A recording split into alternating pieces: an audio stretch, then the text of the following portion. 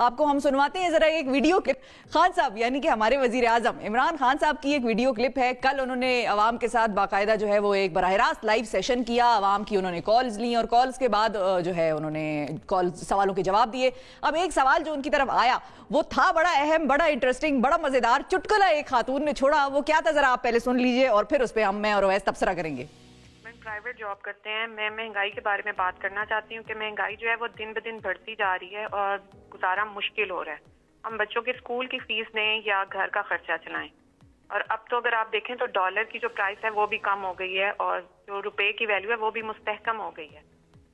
और दूसरी बात यह कि अब तो रमजानुल मुबारक भी आ रहा है, लेकिन जो है बेसिक कमोडिटीज की प्राइस बिल्कुल कम नहीं हो रही है। तो खुदारा आप अपना वादा पूरा करें और महंगाई को कंट्रोल करें।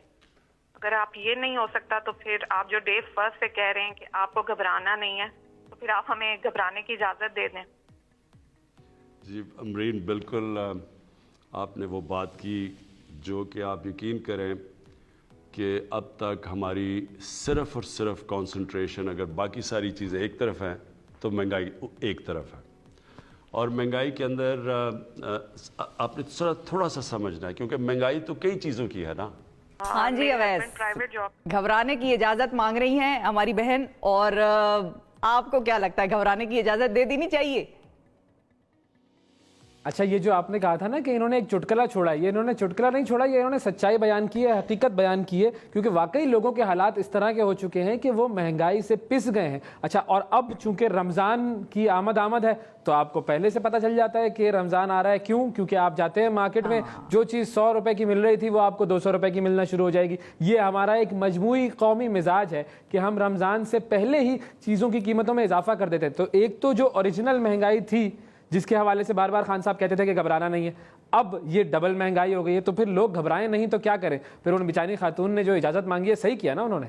लेकिन फिर अवैस मेरा एक सवाल है ना, कौन सा हम हर चीज की इजाजत खान साहब से मांग रहे हैं? मास्क तक तो हम अपनी उनकी मर्जी से पहनते या उतारते हैं नहीं। वैसे तो उन्होंने भी कल ये कन्फेस कर लिया था कि मैंने जरा बेहतियाती शुरू कर दी थी सेनेट के इंतखाबात से पहले। मैं एहतियात कर रहा था और लोगों से नहीं मिल रहा था, उसके बाद जरा मैंने बेहतियाती की तो फिर उसके बाद मुझे कोविड हो गया। लेकिन ये कि हम कौन सी हर चीज इजाजत मांग के करते हैं?